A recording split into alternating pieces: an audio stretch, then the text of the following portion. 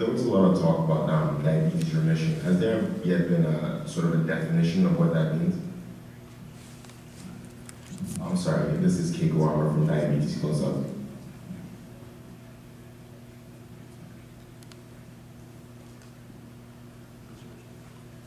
I think the debate is still open, and it's very difficult to define those concepts. Definitely, it's already good news, the fact that we don't even have a name to define what we're seeing. It's good news for patients, because we never thought we could actually be in this embarrassing situation that we don't have a name. However, I would use the word of control of diabetes. I would personally, even as a surgeon and being enthusiastic about it, I would not use the word cure, because with not knowing what diabetes really is, and we don't know if we're curing the disease or not. It looks clinically like we do in many patients, but not necessarily. This is going to be the truth. So until we know more, we can't say cure.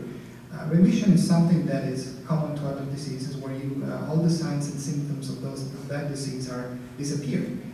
In the absence of a continuous, ongoing treatment, that is something that could be defined remission. Some patients do have this kind of prolonged remission.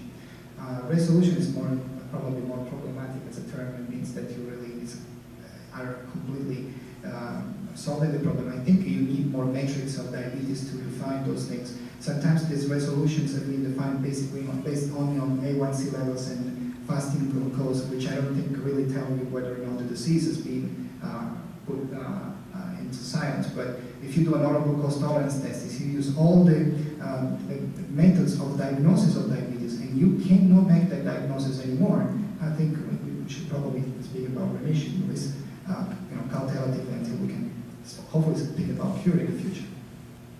Yeah, I think that the data you showed for that is very compelling. But just as we don't understand why there's this rapid improvement in glucose and then, let's say, remission for X number of years, we also don't understand why many people have their diabetes recur, even at a lower weight. And that's why remission is a very important term rather than cure, because there's many things that can lead to high glucoses, but the loss of the ability to secrete insulin is a huge part of it. And there may be many drivers to that that are independent of weight.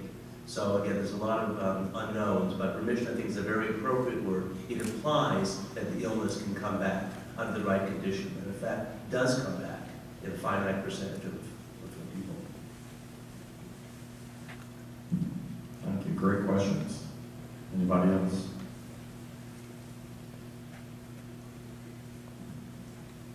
Thank you very much. If not, thanks everyone for attending. Yeah, thank you. Sorry, I thought this was just a bariatric surgery report. We're going to go back to the pre-diabetes section next. Oh, he didn't. It was the other way around, but that's okay. We'll just do all of them together. Yeah. Did you have another question? Yeah. Okay.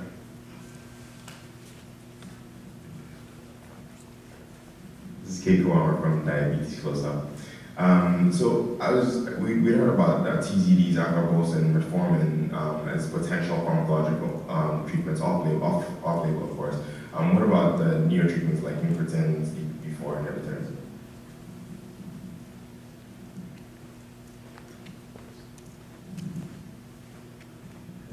So first, you definitely want to be the satellite tomorrow, because that's what it's going to be all about. We felt for purposes of propriety, we would stick in the plenary session to what was published in Diabetes Care last month.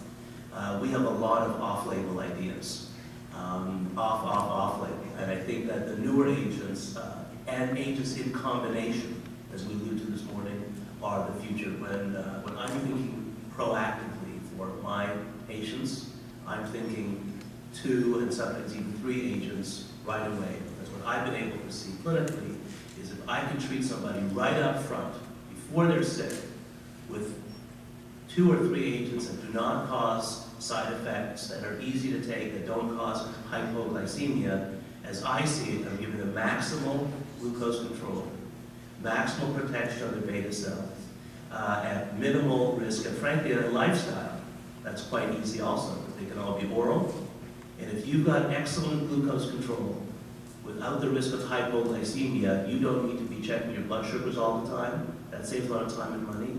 You don't have to be quite as fastidious, which is very difficult to maintain over time.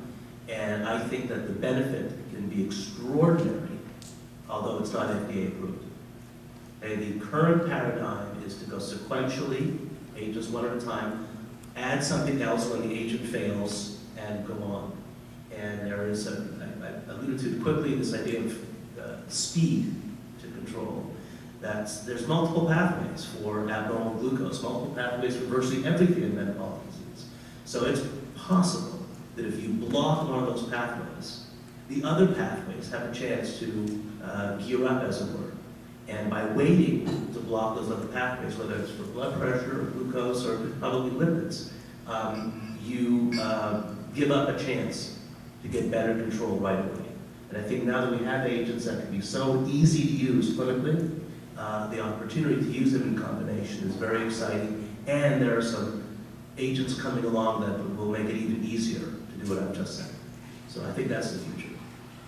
By the way, conversely, there's very good data the last year and a half. If you do wait until people have cardiovascular disease, et cetera, it really may be too late to give them the benefit. So not only do you perhaps not get a benefit from tight glucose control, you may begin to do harm in those people. So all the benefits up front where it's not yet FDA approved, and all the risk is downstream. I'd like to just highlight this paradigm shift a little bit at AACE, where instead of focusing just on treatment and even creative and innovative ways to treat, to shift it more to prevention. And Dr. Don Bergman's initiatives for power of prevention and what Dr. Einhorn just went into as far as preventing diabetes by addressing it earlier, but not just with diet or healthy eating and physical activity, but being creative by using a sort of network or cocktail of different therapeutic agents that have different actions.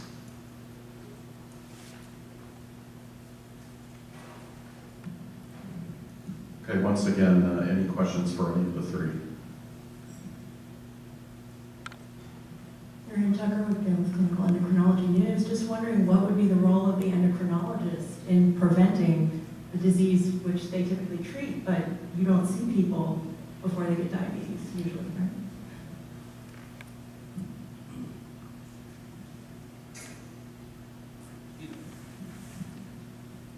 I'm going to be passing it to you in a second because that's the point. That is really the thrust of, in a way, what this meeting is about and what the organization is about, which is a heightened awareness, an awareness that the time to intervene isn't when the disease is in front of you and the patient's in the hospital, but rather to truly understand the biology of the disease, to identify strategic temporal points in time where you can intervene and then have an effect which can benefit a population at large. And as endocrinologists, as AACE, I mean, a lot of what we see ourselves doing is spreading the word. You know, we're usually the ones who are the educators in our areas of AACE, you know, on a national level. So that you're right, it's not going to be the endocrinologists who are doing all of this prevention, but everyone. In fact, you might be doing it for your cousin who's at risk now that you've seen what the risk factors are. You may want to alert her or him, and if you know what your blood sugar is, your blood pressure, etc. So it's kind of a population awareness, and it is. We're no longer as frustrated as we used to be, but the length of time it takes between the obviousness of the concept and when it's actually implemented at the national level. And speaking of prevention, here's Dr. Prevention.